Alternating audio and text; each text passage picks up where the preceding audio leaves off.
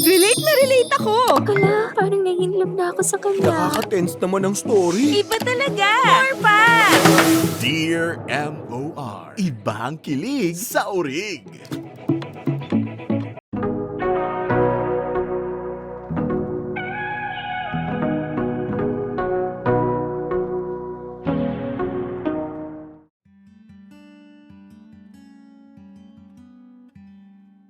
Dear MOR, lahat ng tao may pangarap, pero hindi lahat ay may tiyaga, determinasyon, at paninindigan na abutin to.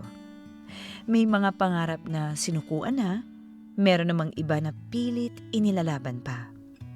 Magandang araw mga kamorkada, tawagin niyo na lang akong Carol, 33 years old at nakatira sa Navotas. Nag-iisang anak ako ng mga yumao kong magulang.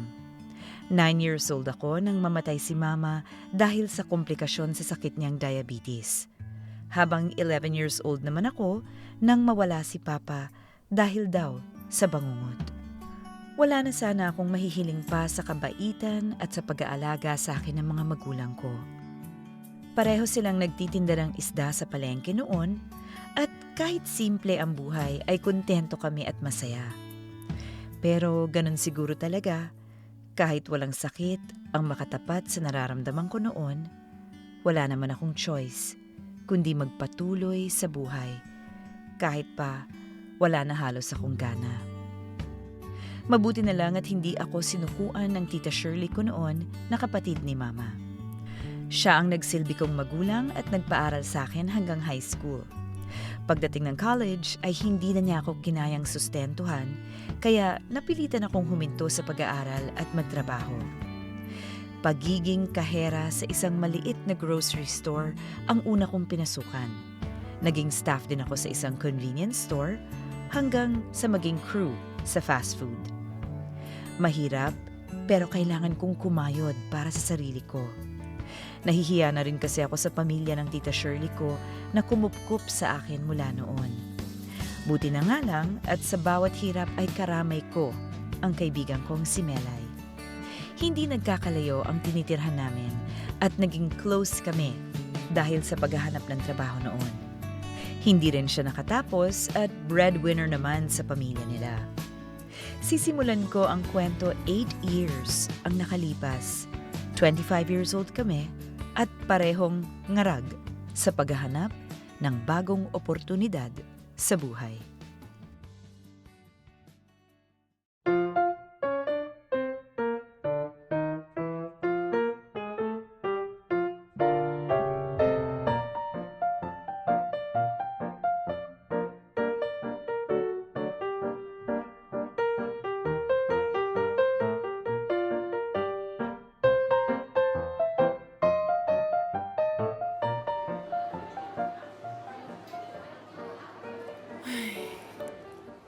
Bes! Tapos ka na! Bes. Oh, bakit ganyan ang mukha mo? Anong nangyari?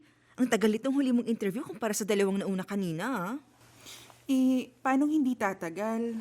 Sobrang bagal ko sumagot. Pure English kasi yung mga tanong, tas gusto, purong English din daw dapat yung sagot ko.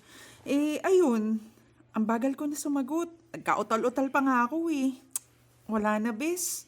Siguradong bagsak din ako dito. Ano ka ba? Okay lang yan. Ako nga mali-mali rin sagot ko kanina eh. Ang mahalaga natapos natin. Nakatatlong companies kaya tayo ngayon. Nakatatlo nga, pero feeling ko naman wala akong ipapasa ni isa. Bagsak na sa exam, bagsak pa sa interview. Ay, Ano ka ba? Huwag kang nega agad dyan. Pinangungunahan mo naman agad yung resulta eh. kilala ko ang sarili ko, Bes eh. Puro palpak talaga ang nagawa ko ngayon. Sobrang sabaw ko pa sa mga interview. Ikaw talaga, wag mo naman i-down masyado sarili mo. At least nga sumubok ka, di ba? Bes, ano nang gagawin ko kapag hindi na naman ako natawagan sa mga inaplayan natin mula kanina? Hindi yan. May tatawag yan. Mag-abang ka lang, no? Hintay-hintay lang muna tayo ng ilang araw. Kung wala, ano naman? Marami pa naman tayong pwedeng subukan dyan. Ay, kung bakit ba naman kasi ang palpak ko rin sa English eh. Ayan ka na naman eh. At least gumagawa ka ng paraan para maaral yun, di ba? Mabuti pa. Umalis na tayo. May duty ka pa, di ba? Ay, oo nga pala. Tara na, baka maliit pa ako. Basta mag-out ka kaagad mamayang umaga kapag uwian mo na. Dumiretso ka kaagad sa amin. Oo, sige. Buti ka pa, day off mo, makakatulog ka na. Samantalang ako, papasok na naman ng walang tulog. Tiis-tiis lang. Hayaan mo na. 2 araw na lang naman off mo na. Basta mamaya dumiretso ka na agad sa amin. Hihintayin tayo ng pinsan ko doon. Oo, sige na, tara na.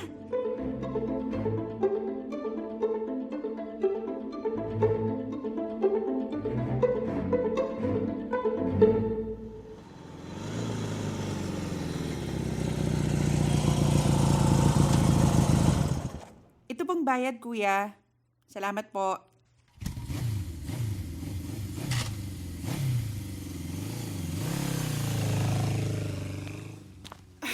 Bes! Nandito na ako! Hala, bes, sayang. Kanina pa nakaalis yung pinsan ko. Nagmamadali rin siya kasi mag-aayos pa siya ng mga papel niya. Sabi ko sa'yo, mag-out ka kaagad eh. Ganun talaga yung plano ko eh. Kaya lang, biglang absent yung isang papalit sa amin. Di ayun, pinag-extend tuloy ako. Ano ba yan? Sayang naman. Akala ko pa naman mag-aabot pa kami. Di bali, hayaan mo na. Tinanong ko rin naman lahat ng gusto mong itanong sa kanya eh. Mas gusto ko lang sana na marinig mo mismo sa kanya. Kasi syempre, siya ang may experience sa pag-abroad. Teka nga, doon tayo sa loob mag-usap. Tara. Oh, umupo ka muna na makahinga-hinga ka. Salamat, Bes. Kumusta? May good news ka ba dyan? Ayun, hindi ko alam kung good news na ba to eh. Bakit? Di rin ako papasa sa abroad, ano? Teka lang, hindi yun ang ibig kong sabihin. Ikaw talaga, pinapangunahan mo na naman eh. Sorry na. Sa dami ba naman ng rejection na natanggap ko sa mga in-applyan ko? Sino ba namang hindi madadala? Ayun nga. Yung mga alam daw kasi ng pinsan ko na pwedeng applyan sa Singapore, kailangan college graduate. Okay, Tams. Sabi sa'yo hindi nga ako pasado. Pero, pwede ka pa naman makahanap ng ibang trabaho na hindi kailangan ng diploma sa requirements. Meron daw ganun. Tsagaan lang daw talaga maghanap kung gusto mo talagang mag-abroad. Gusto mo ba talaga mag-ibang bansa? Oo naman. Lalo kung may pagkakataon. Wala rin naman akong ibang dapat alalahanin kundi yung sarili ko eh. Tsaka para makabawi-bawi man lang sana ako kay Tita Shirley sa lahat ng tulong niya sa akin. Hanap-hanap na lang tayo, Bes. For sure, may makikita rin naman tayo. Alam mo, ang hirap talaga kapag hindi nakagraduate, no? Ang dami na agad ipinagkakait sa'yo ng mundo. Ipaparamdam sa'yo na para bang ang laki-laki ng kakulangan sa pagkatao mo kapag hindi ka nakapag-college. Wala na tayong magagawa. Pero hindi ibig sabihin nun na totally sasaraduhin mo na ang sarili mo sa mga pagkakataon. Siyempre, may magagawa ka pa rin. Ay, nako, Bes. Hindi ko na nga rin alam kung anong gagawin ko sa buhay ko eh. Gusto ko na talaga humanap ng ibang trabaho. Napapagod na talaga ako maging crew eh. Kaya lang, di naman ako matanggap sa iba kong ina-applyan. Tapos, pati pag-abroad, mukhang imposible pa para sa akin. Ano ka ba? Huwag kang sumuko agad. Basta apply ka lang ng apply. Yung sa pag-abroad, marami ka nga lang talagang kailangan ihanda kung sakali. Lalo na yung pera. Alam mo naman magastos din mag-ayos ng mga papeles. Saka, kailangan talaga may ipon ka. Yan pa nga pala yung isang wala ako. Ipon. Nagkakandakuba na ako sa pagtatrabaho pero wala pa rin ako na itatabing pera. Ang hirap-hirap talaga kapag sakto lang halos sa panggastos yung kinikita mo no? Tapos nag-aabot ka pa sa Tita Shirley mo, di ba? Oo, pero hindi lagi. Kapag kaya ko lang. Tinatanggihan nga niya minsan pero ako pinipilit ko pa rin kasi ang laki rin talaga ng utang na loob ko dun Ay, okay lang yan, Bes. Pasasaan ba at makakaraos ka rin sa buhay mo? Huwag ka lang talagang susuko. Ako nga madalas parang bibigay na rin. Pero kapag nakikita ko sitwasyon namin nila nanay at ng mga kapatid ko, kusang lumalakas yung loob ko kahit pagod na ako. May inspirasyon ka kasi. Kaya nga, idol kita Kaya huwag kang susuko, bes. Kasi kapag sumuko ka, naku, sinasabi ko sa'yo, bibigay din ako. Baliw ka. Siyempre, hindi tayo papatalo sa buhay. Laban lang. Laban! Kapag wala akong natanggap hanggang bukas sa mga in-applyan natin, apply na lang ulit tayo sa iba, ha? Yun lang ba? Sus, sa dami ng na-print nating resume, kahit ilan pang applyan natin dyan eh. Sabi mo yan, ha? Sige, mag-submit tayo ng maraming resume hanggang sa may tumanggap sa atin.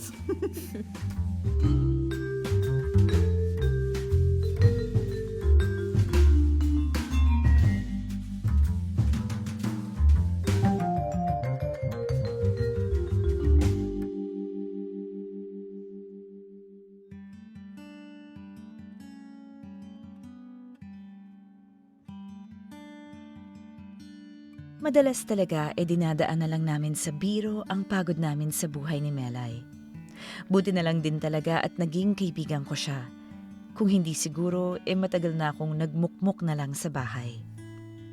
Ilang araw pa ang lumipas mula nung mag-apply kami ni Melay, ay may isang kumpanya na agad na tumawag sa kanya para sabihing tanggap siya. Nag-aalangan pa siyang sumagot nung una dahil iniisip niya ako. Pero sinabi kong ayos lang at ituloy na niya yon. Sa halip pang hinaan ng loob, mas nagpursige pa akong mag-apply pa ng mag-apply sa halos lahat ng call center companies na alam namin. Sinamahan pa ako ni Melay kahit patanggap na siya. Hanggang sa magbunga naman lahat ng pagod namin sa paghanap at natanggap din ako. Plano ko sana na kapag natanggap ako sa trabaho at kung kahit paano may kalakihan ng sweldo, mag-aaral ulit ako. Hindi ko nga lang inaasahan na dito na rin magsisimulang magbago ang buhay ko. Nakilala ko sa trabaho si Ronald, mga kamorkada.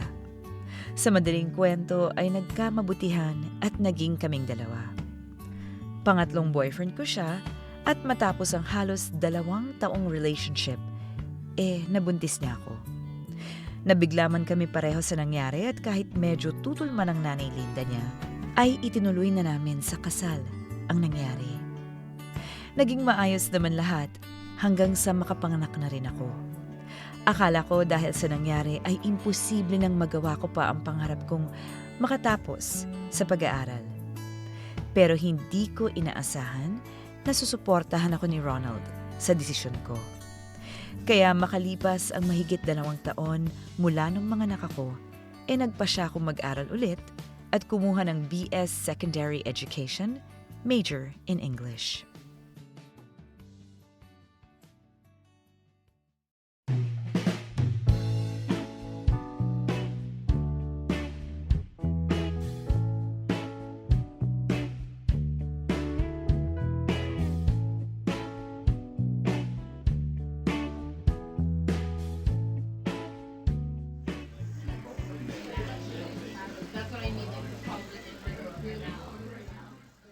Ay, salamat. Buti na lang, di na nag-overtime yung instructor. Makakauwi na agad ako. Ate Carol! Ate Carol! Uy! EJ! Ay, sorry ate. At uwi ka na ba? Kanina ka pa namin tinatawag kaya lang di mo yata kami napapansin. Tungkol sana sa group activity natin. Nag-meeting na kami saka naghati na ng mga gagawin. Sasabihin ko lang saglit yung sayo ngayon, okay? Okay na po ba or nagmamadali ka ba? Naku, hindi. Okay lang. Sorry, hindi ko kayo napansin kanina, ha? Hindi tuloy ako nakasama sa meeting. Ano ba yung napag-usapan nyo? So, ayun na nga. Bale, gagawa tayo ng AVP. Medyo matrabaho siya, so hinati-hati namin yung part ng bawat isa para mas magaan. Saka kasi kaunti lang po tayo sa bawat grupo eh. Oo nga, no. Ano ba yung gagawin ko dapat? May phone ka ba o kaya DSLR sa bahay nyo? DSRL? No, ate. DSLR. Yung camera po yun, gagamitin po sana natin pang shoot eh. O kaya kahit phone lang po, ganun. Meron po ba? Naku, sorry wala yata kami nung DSLR na sinasabi mo eh. Digicam, wala ako pero meron yata yung asawa ko. Susubukan kong hiramin. Gusto nyo? Yun. O sige po ate, mas maraming camera, mas okay sa atin. Pwede na po yun, para mas mabilis tayo matapos sa shoot. Tapos po pala ate, yung iba kasi na nakasign sa paggawa ng flow at paghahanap ng location natin. Ako naman po, gagawa ko ng script. Pwede po bang ikaw nang gumawa ng PowerPoint presentation natin? Napapakita natin bago ipalabas yung pinaka-AVP natin. Bale, sa libro lang naman po kukunin yung details nun. Yung pinaka-summary lang po yung gagawin natin ng presentation. Nako, teka lang ha. PowerPoint ba ka mo? Yung sa computer gagawin? Naku, hindi kasi ako sanay dun eh. Paano ba gagawin yun? Yung sa Word at Excel lang yata yung alam ko. Ganun ba ate? Sige. Kahit ako na lang po dun. Siguro ate sa props ka na lang, saka sa pag-shoot mismo. Total, sa'yo naman manggagaling yung isa nating camera, di ba? Sige, sabihan nyo lang ako kung paano. Sige po. Tapos, bali sa Sabado po natin to shoot. Kahit sa amin na lang po muna tayo magkita-kita. Baka nga lang po gabihin tayo kasi pipilitin nating matapos mag-shoot ng isang araw lang para sa Linggo, mag-edit na lang po. Ganun ba? Sige. Sa pag-i-edit ba, kailangan ba kasama rin ako? Ay, hindi po ate. Ay, charot lang. Opo, sana para ma-practice na rin natin kung paano siya ipe-present. Ganun. Sige. Ay nga po pala, may Viber po kayo? Doon kasi sana ako gagawa ng group chat natin para kahit nasa bahay makapag-usap-usap tayo, ganun. Viber? Naku. Parang wala yata ako niyan eh. Messenger lang. Ate, okay lang ba na mag-download kayo nun? Mas malinaw po kasi ang pictures kapag sa Viber sinend eh. Ganun ba? Sige. Naku ate, tinatawagan ko yata sa inyo. Ayan, sige po. Okay naman na po yung mga sasabihin ko. I-remind ko lang po ulit kayo sa group chat natin. Basta mag-download na lang po kayo agad ng Viber. Okay lang po? Sige. Salamat ha. Naku, mauna na ako. Ingat ka. Ingat ka din po. Hello po, Nailinda. Hello? Bakit ngayon ka lang naman sumagot ng tawag ko? Kanina pa ako tawag ng tawag sa'yo Pasensya na po, Nay. Kausap ko lang po yung isa kong kaklase. Kaklase. Baka mamaya kung sino-sino yung kinakausap mo dyan porket mas bata sa'yo yon. Umayos ka, Carol, ha? Nandyan ka para mag-aral. Opo naman, Nay. Hindi ko po gagawin yung iniisip nyo. Aba, dapat lang. Baka mamaya panay barkada at harutan na lang yung inaatupag mo dyan. Ay, hindi po. Nag-aaral po ako dito. Nasan ka ba? Kanina pang uwian nyo, di ba? Mukhang tumatambay ka pa yata dyan. Ay, naku, hindi po. Nag-usap lang po kami ng kagrupo ko para sa group activity namin. Aba oras ng klase nyo, dapat ginagawa nyo yan, hindi sa uwian. Hindi mo man lang yata naisip na may anak kang naghihintay sa'yo. Naku, Nay, hindi po totoo yan. Hanggat kaya ko nga pong umuwi ng maaga, inaagahan ko naman po talaga eh. Dapat lang. Umuwi ka na, bilisan mo. Yung anak mo kanina pa iyak ng iyak dito eh. Nahihirapan na ako mag-alaga. Opo. Sige po, pauwi na po ako. Andyan na.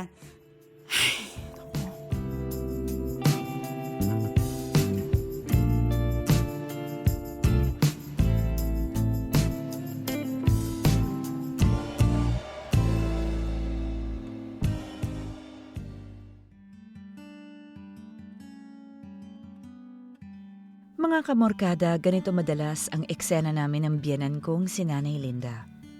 Dahil siya ang nag-aalaga sa anak namin ni Ronald tuwing wala kami pareho. Mahuli lang ako ng ilang minuto tuwing uwian, galit na yung tatawag para itanong kung nasa na ako. Kapag naman kailangan kong late umuwi, kailangan ko pang magpaalam sa kanya at pahirapan din bago siya maniwala at pumayag. Pero dahil pangarap ko talagang makatapos ng pag-aaral, kailangan kong tiisin lahat ng kapalit nito. Hindi talaga madali. Lalo na at may anak nga kami ni Ronald. Pero wala naman akong magagawa kundi magtiis at magsumikap lang lalo.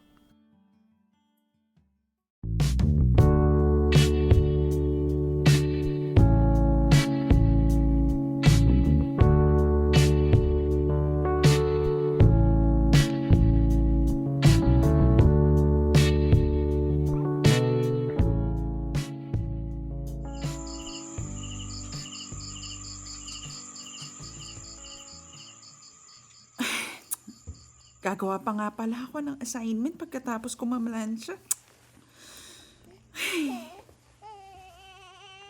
Ay, hala. Bakit naman umiiyak po yung baby? Wait lang anak ha, nagpa-plancha lang si mama. Sandali lang. Wait lang anak. Ayaw pang makisama nitong plancha na to eh. Han! Han!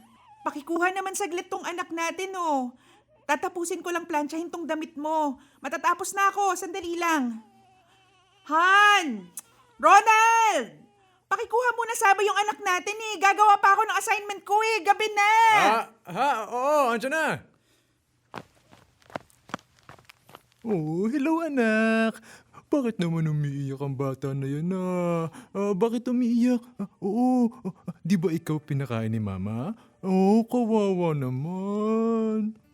Sa labas na muna kayo, Han. Painumin mo ng gatas sa labas. Gagawin ko lang yung assignment ko pagkatapos ko dito. Sige, Han.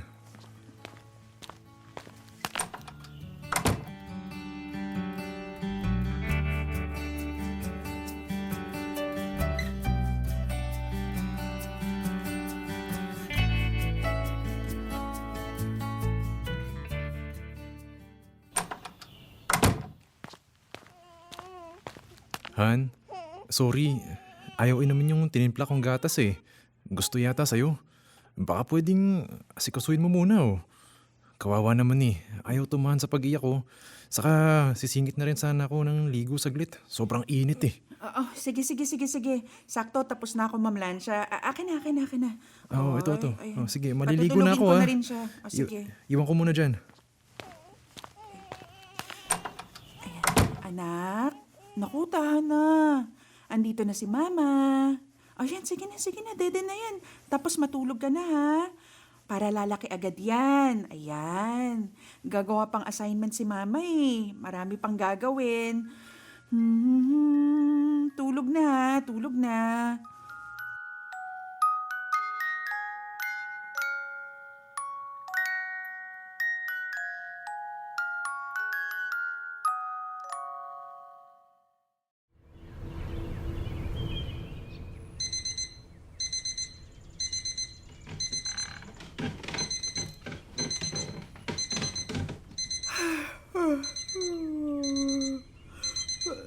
Ay! Naku, Diyos ko po. Umaga na? Umaga na agad? Ano ba yan? Diyos ko po, teka lang. Naku, yung Bakit? assignment ko hindi ko pa nagagawa. Bakit naman hindi mo ako ginising? Malay ko ba hindi mo pa nagagawa? Akala ko naman nagawa mo na eh kasi pasok ko dito sa kwarto kagabi, tulog ka na rin eh. Saka mukhang pagod ka na kaya di na kita ginising pa. Ba naman yan? Di ba sinabi ko naman sa'yo, patutulugin ko lang yung anak natin pero may mga gagawin pa ako, di ba? Kainis naman eh. Paano na to ngayon? Anong oras na? Hindi na ako aabot. Ano ba yan? Pasensya ka na.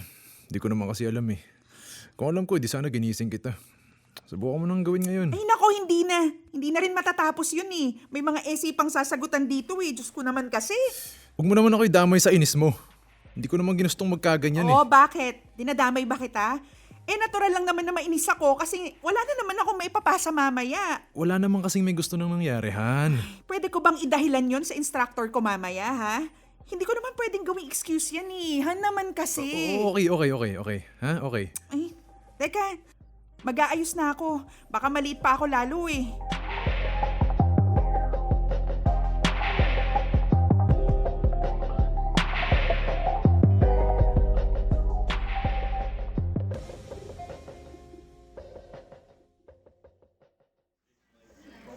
Ay, may iilan na naman sa inyong hindi nakapagpasa ng assignment, ha? Baka minamaliit nyo na masyado ang effect nito sa grades nyo. Magkakaalaman tayo pagkatapos ng SEM. Kainis talaga, kainis. Carol, Yes po, Ma'am Arlene. this is the third time na wala kang naisubmit na assignment. Gusto lang sana kitang i-remind. Ayokong magulat ka kapag nakita mo ang grades mo. Opo, Ma'am. Naku, pasensya na po talaga. Tell me, ano bang nagiging challenges mo sa paggawa ng assignments? I am worried, Carol. Kasi tulad nga ng sabi ko, this is not the first time. Naku, Ma'am, pasensya na po talaga. Nagsasabay-sabay lang po yung pag-aalaga ko kay baby eh. Oh, I see. Naiintindihan ko naman. Kaya lang, baka you should review your priorities sa ngayon. Medyo mahirap kasi talagang isabay ang pag-aaral, lalo na at college, kung may baby ka pang inaalagaan.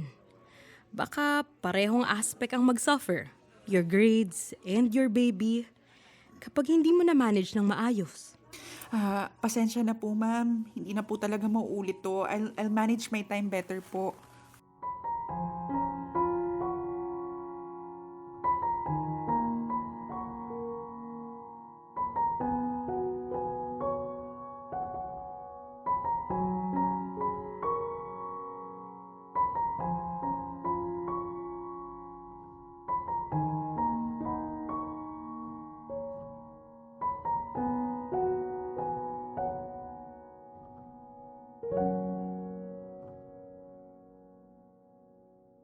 Dear M.O.R. Ang mga kwento ng puso mo. Hashtag Dear M.O.R. Marta.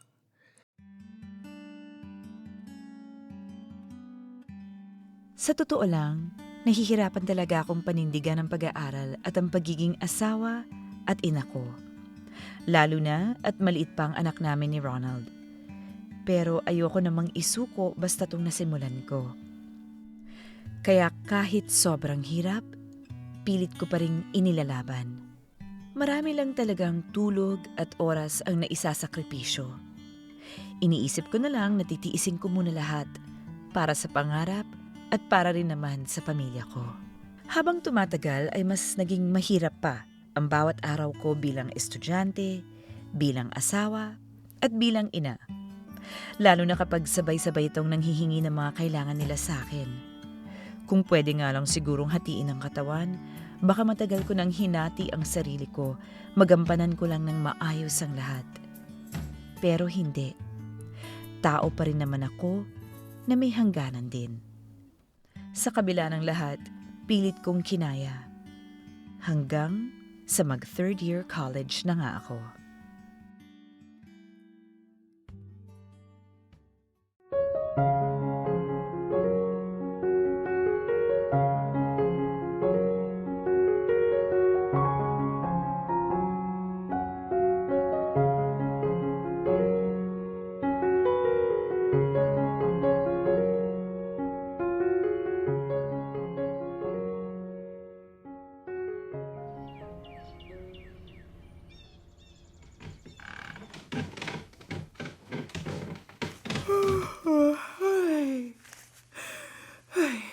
Ngayon na lang yata ulit ako na unang magising sa alarma.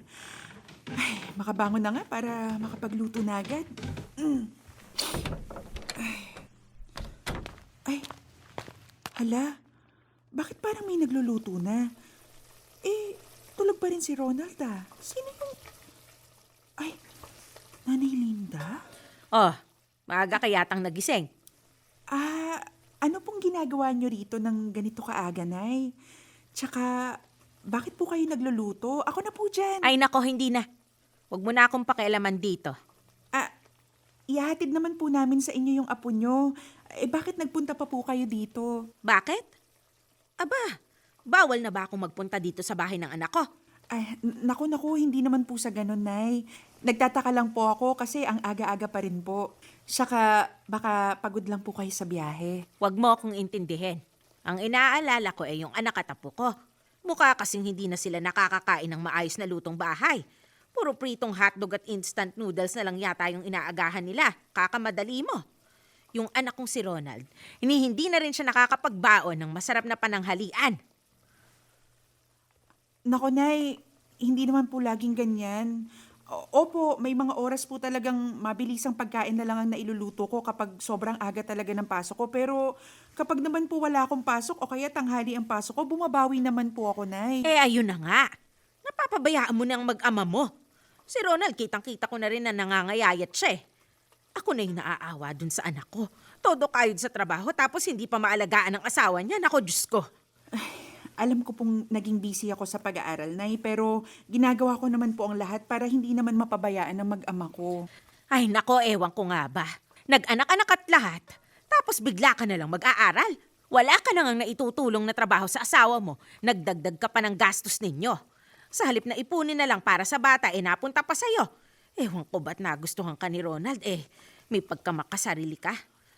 Eto ha, sa totohanan lang. Ay, teka lang po ha, teka lang ho. Sobra naman po yata kayo. Oh, paanong ako yung naging sobra ha? Porket sinasabi ko yung totoo, sobra na ako ngayon. Tignan mo nga mabuti yung sitwasyon. Ang asawa mo, sobra ang pagod sa trabaho. Ang anak mo, hindi mo halos maalagaan. At ako pang may edad ang gumagawa nun para sa'yo. Responsibilidad mo nga to eh. Pero ano ha? Inuuna mo pa yung pag-aaral mo. Nay, para sa amin din naman po itong ginagawa ko. Paanong naging para sa inyo? Bakit, ha? May maitutulong ba sa inyo yung pag-aaral mo? May saysay ba yan? Sa bahay ka lang din naman pagka-graduate mo. Mag-aalaga ka lang din ng asawa at anak mo. Pwede rin naman po akong magtrabaho habang ginagawa ko yung mga responsibilidad ko sa bahay. Ay nako, tigilan mo nga yan, Carol. Ngayon nga lang hirap na hirap ka na. Balak mo pang magtrabaho? Huwag kang magmagaling masyado. Kung ako sa'yo, tigilan mo na yung pag-aaral na yan. Hindi mo kailangan ng diploma sa pag-aalaga ng asawa at anak. Nay, pwede po ba? Hindi nyo na kailangan pang himasukan kung ano man ang mga desisyon ko o desisyon namin ni Ronald. Pareho namin gusto na mag-aaral ulit ako. Kung hindi ho kayo susuporta doon, kahit sana tumahimik na lang po tayo. Aba bastos ka rin ano? Para sabihin ko sa'yo, napilitan lang akong tanggapin ang pagpapakasal nyo ng anak ko, ha? Wala kang karapatan na pagsabihin ako ng kung ano-ano. Ang kapal din talaga ng mukha mo Huwag kang kukuha nitong niluto ko para sa anak ko to, ha? Magluto ka ng sarili mong pagkain. Akala mo kung sino kang babae ka? Sampid ka lang naman Tandaan mo yan. Pinakasalan ka lang naman ng anak ko dahil nabuntis ka. Tama na nga ho. Ang tanda nyo na pero ang isip nyo bata pa rin. Anong sabi mo? Ang kapal ng mukha mo talaga. Ay, halika nga rito. Halika rito. Oy! Nay! Han! Ano ba yan? Aga-aga! Tulog pa yung mga tao kung ano mga salita pinagsasabi nyo dyan. Ay, nako! Pagsabihan mo itong nagmamagaling mong asawa, ha? Ako na nga itong tumutulong Ako pa yung napapasama. Hindi po totoo yan. Tama na sabi! Tumahimik na kayo pareho! Nakakahiya kayo sa mga kapitbahay.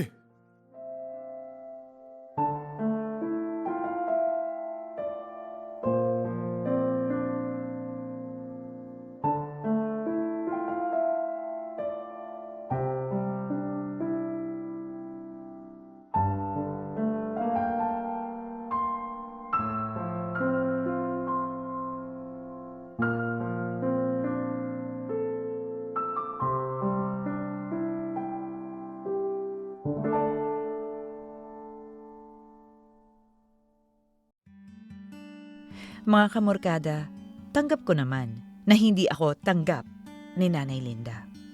Pero ang hindi ko maatim yung habang tumatagal, pasama na ng pasama ang mga salitang binibitawan niya sa akin. Lalo na nga mula nung mag-aral ako. Lagi niya akong sinusumbatan na para bang utang na loob ko sa kanya ang pag-aaral ko. Lagi rin siyang naghahanap ng mga pagkakamali at pagkukulang ko sa mag-ama ko. Para bang gusto niya kaming mag-away ni Ronald. Pero syempre, wala naman akong ibang pwedeng gawin kundi ang magtiis at magpasensya. Iniisip ko na lang din na lahat ng ginagawa ko ngayon para rin sa pamilya ko.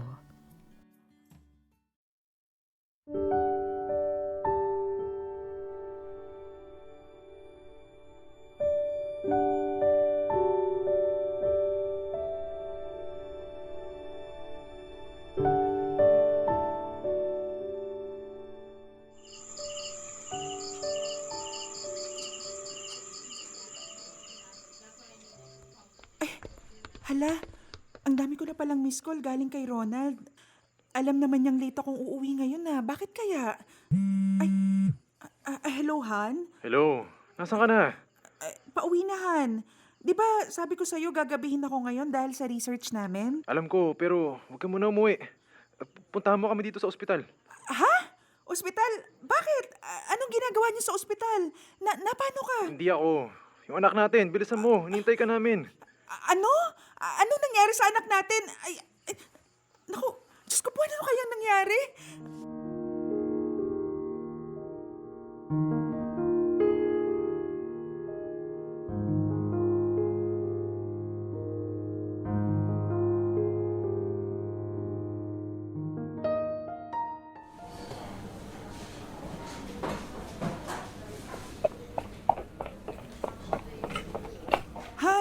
Han, nasaan yung anak natin? Nasa loob. Medyo okay na ngayon kumpara kanina. Ano bang nangyari sa kanya? Ano nangyari? Dapat alam mo yan Ikaw ang nanay niya. Pero hindi mo man lang alam na may iniindang sakit yung anak natin. Anong... Kinokonvulsyon siya kanina sa sobrang taas ng lagnat niya. Suka rin ng suka. Mabuti na lang nadala siya agad dito ni Mama. Tinatawagan kita kanina pa pero hindi ka sumasagot eh. Sorry talaga. Hindi ko alam dahil nasa bag lang yung phone ko kanina. Kung alam ko lang... Dapat talaga alam mo. Anong klase ka bang ina? Nag-aral ka lang, nakalimutan mo ng alagaan ng anak mo. Teka lang naman. Paano kung may mangyaring masama sa anak natin? Ha? Paano? Pareho tayong wala. Alam mo, yung mga simpleng bagay na nakakalimutan mo at napapabayaan mo mula nung nag-aral ka, pinapalagpas ko lang lahat yun eh. Hinahayaan ko. Pero yung gantong nagkakasakit na yung anak natin, ito yung hindi ko matatanggap. Teka lang. Hindi ko naman sinasadyang maggaganito Mas lalong hindi ko ginusto to. Kung ikaw nag-aalala ka, ano pa ako? Ako yung ina, 'di ba? Tingin mo ba gustuhin kung may mangyaring masama sa anak natin, ha? Bakit ka ganyan? Bakit kung isumbat mo sa akin to, para bang kasalanan ko lahat? Bakit hindi ba? Ha? Tanong ko nga sa'yo. Naaalagaan mo pa ba yung anak mo? Nakakalaro ka pa ba niya gaya ng dati? Ha? Hindi na, di ba? Kasi lagi ka na lang nagmamadali. Lagi kang busy. Mas busy ka pa nga sa akin eh. Tuting na trabaho yung akin at pag-aaral lang yung sa'yo. Anong sabi mo? Ha? Pag-aaral lang sa akin? Ha? Lang? Bakit? Akala mo ba madaling isabay yung pag-aaral sa pag-aasikaso ko sa inyo, ha? Na habang nag-a-adjust ako sa bawat klase ko, sa mga mas batang nakakasalamuha ko, iniisip ko kayong mag-ama ko? Akala mo ganun-ganun lang yon, ha? Alam mo ba lahat ng pinagdadaanan ko sa eskwelahan? Mula sa pambubuli ng ibang mga estudyante na ang tanda-tanda ko na raw para mag-aral? Alam mo ba yun lahat, ha? Alam mo yun? Ano? Pagod ka? Ganun ba? Pues, anong tingin mo sa trabaho ko? Sa bawat overtime na tinitiis ko para dagdag na kita, ano tingin mo hindi nakakapagod?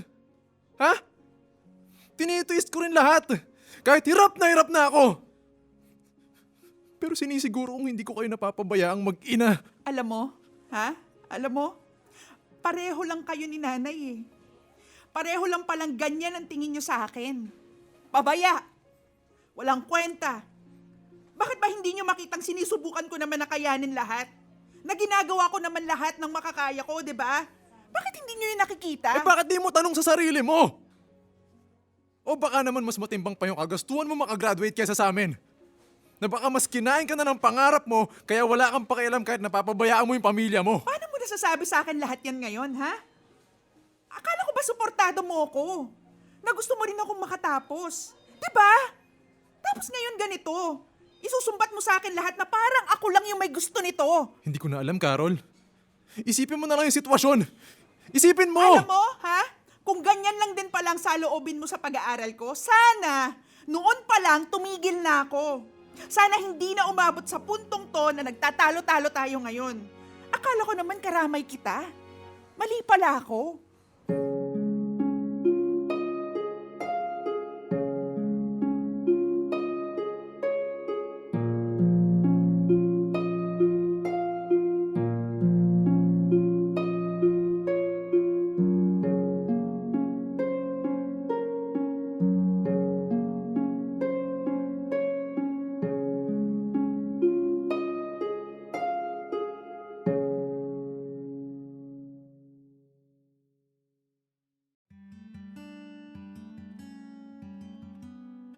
Mga kamorkada, yun ang kauna-unahang malaking away namin ni Ronald mula nang magkasama kami. Hindi ko inaasahan na pag-aaral ko pa pala ang magiging dahilan para magtalo kami ng ganito. Nasa iisang bahay kami, pero halos hindi kami magkibuan. Dahil nga rito, unti-unti akong nawalan ng gana sa pag-aaral hanggang sa plinano ko ng tumigil na lang nung third year college at nasa second sem na ako.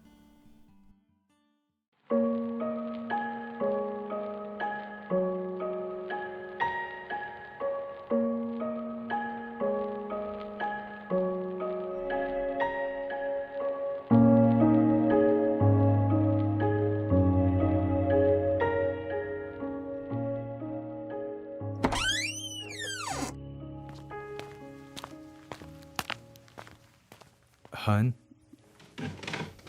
Uy, Han. Tumawag ulit yung kaklase mo kanina, si EJ. Nangangamusta. Hindi ka pa raw papasok? Uy, Han. Pansinin mo naman ako. Ano? Buong buhay na lang ba tayong Ano ganito? ba? Tigilan mo nga ako. Han, bumangon ka na dyan. Hinahanap ka na sa eskwela, no? Halos isang linggo ka nang di pumapasok Sabing tigilan mo na ako eh. Han naman. Sorry na nga sa mga nasabi ko sa'yo nun, di ba? Pumasok ka na ulit. Isang taon na lang gagraduate ka na. Ngayon ka pa ba titigil? Babalik ako sa pag-aaral tapos ano? Magsusumbatan lang ulit tayo? Na pabayang ina, walang kwentang asawa, ganun ba? Ako, hindi na lang. Tigilan na yan, lintik na pag-aaral na yan. Baka nga tama rin yung nanay mo. Ano pang saysay ng pag-aaral ko eh, bahay lang din naman ako pagkatapos. Carol naman. Ano pa bang gusto mong gawin ko at sabihin ko, ha? Ano? Sasayangin mo na lang yung pagkakataon? Kung kailan malapit na, saka ka pa titigil? Eh ano bang dahilan bakit ako titigil? Di ba kayo naman? Pwede ba? Tapusin na natin tong usapan na to, pwede Tapusin ba? ang ano? Ha? Na ganyan? Masama ang loob mo sa amin, ganun ba? Ay, sinabi ko bang masama ang loob ko? Oo, hindi mo nga sinabi. Pero damang-dama at kitang-kita ko naman eh. Ay, pwede ba, Ronald? Alam ko na yung lugar ko, okay? Sinabi niyo na sa aking mag-ina yun. Nandito ako para alagaan kayo ng anak natin. Ayun! Yun lang. Yun ang silbi ko. Ang maging asawa at ina. Kasi may responsibilidad na ako eh. Bakit nga naman kumuha pa ako ng dagdag obligasyon, di ba? Carol naman! Ano ba? Lumabas ka na nga lang. Diyos ko naman, Carol. Sa ginagawa mo, sa tingin mo, aayos tong buhay natin, ha? Hindi na kita maintindihan eh. Talagang hindi mo ako maiintindihan. Hindi naman ikaw yung maagang naulila eh. Hindi naman ikaw yung kung ano-anong trabaho yung pinasok para mabuhay lang. Hindi naman. Alam mo, mula nang namatay yung magulang ko, pakiramdam ko wala nang kwenta ang lahat. Kaya nga. Pero, alam mo yon? Dumating ka sa buhay ko. Pati yung anak natin. Sumaya ulit ako eh. Sa isang iglap, nagkaroon ulit ako ng pangarap para sa sarili ko, para sa inyo, sa pamilya natin. Sobrang saya ko. Ang sarap sa pakiramdam, lalo na nung sinabi mong suportado mo ako sa gusto ko. Kasi alam mo, itong pag-graduate ko, siguro wala lang sa iba, pero pakiramdam ko kasi ito lang yung may bibigay ko sa sarili ko sa kabila na nangyari sa akin eh. Alam ko. Naiintindihan ko naman eh. Sabi mo, susuportahan mo ko, di ba? Kaya sa totoo lang, kahit nahihiya ako na susustentuhan mo yung pag-aaral ko, tinuloy ko pa rin yun. Sabi ko pa sa sarili ko, naku, sobrang swerte ko sa'yo. Kasi kahit ganito lang ako, minahal at tinanggap mo ko, tapos tutulungan at sasamahan mo pa akong maabot yung pangarap ko, pero hindi pala. Han. Hindi totoo yan. Alam mo ba, kung ano yung naisip ko mula nung nagkasagutan tayo, ha? Kinwestiyon ko yung sarili ko kung naging makasarili ba ako sa ginawa ko. Mali ba talagang mangarap pa ako para sa sarili ko kasi nandyan naman na kayo? Dapat ba makontento na lang ako sa kung anong meron ako ngayon? Ito na lang ba talaga yung halaga ko? Na kapag ba pumalpak ako sa pagiging ina at asawa, wala na akong kwenta? Hindi. Shh. Hindi totoo yan, ha? Okay? Sorry. Han, sorry kung naramdaman mo lahat yan dahil sa naging pagtatalo natin. Sorry, ha? Hindi ka makasarili. Walang masamang mangarap ka pa. Lalo kung para sa sarili mo. Oo, may pamilya na tayo. Pero ayokong mawala sa'yo yung pagiging individual mo. Han, mahalaga ka. At hindi yun masusukat lang sa pagiging ina o pagiging asawa mo. Pasensya na ako. Shh! Sorry na, ha? Sorry. Sorry kung nasumbatan kita. Hindi ko sinasadya at ginusto yun. Nag-alala lang talaga ako para sa anak natin, Han. Pero hindi ibig sabihin nun na ayaw kitang mag-aral, na gusto kitang tumigil sa pag-abot ng pangarap mo. Sorry. Siguro, na-miss ko lang yung dati na halos buong oras mo para sa amin lang ng anak mo. Han, pasensya ka na. Kahit kailan naman, hindi ko gugustuhin mapabayaan o mapahama kayo eh. Siguro nga sa sobrang busy ko, hindi ko na namalayan na nagkukulang na ako, kaya pasensya ka na talaga. Siguro napagod lang din ako. Han, ako rin, pasensya ka na kung nawala yung suporta ko, ha? Kung hindi kita natulungan, hindi naman sana to magiging mabigat kung naalalayan kita ng maayos. Sorry. Sorry din, sorry. Yeah, oo. Basta tandaan mo, nandito lang ako lagi. At hindi ako papayag na titigil ka sa pag-aaral mo ng ganun-ganun na lang. Malapit ka na, oh. Ngayon ka pa ba hihinto? Han, kasama mo ako. Kaya mo yan. Kakayanin natin. Salamat, Han. Salamat talaga. Mahal na mahal ko kayo ng anak natin. Kasama ko kayo sa lahat ng mga pangarap ko.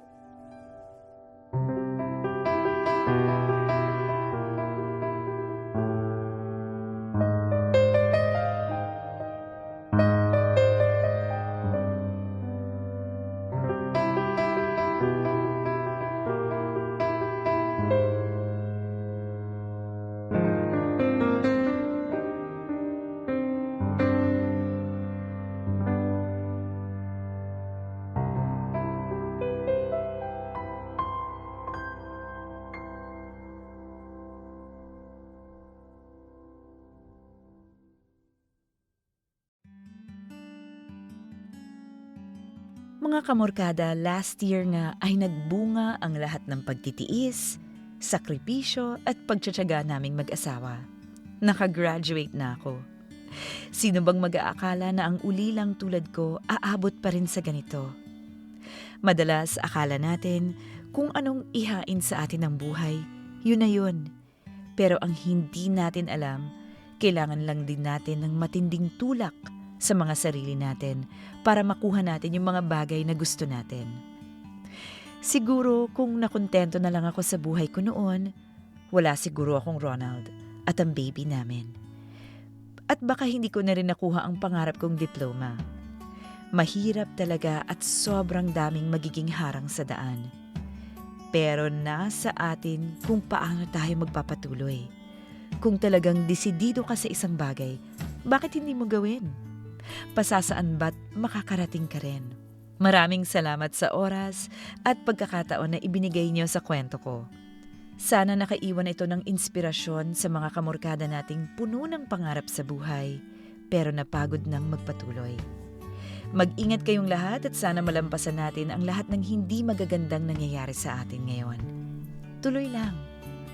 Nagpapasalamat, Carol. Dear M.O.R. Ang mga kwento ng puso mo. #Dear M.O.R. Marta.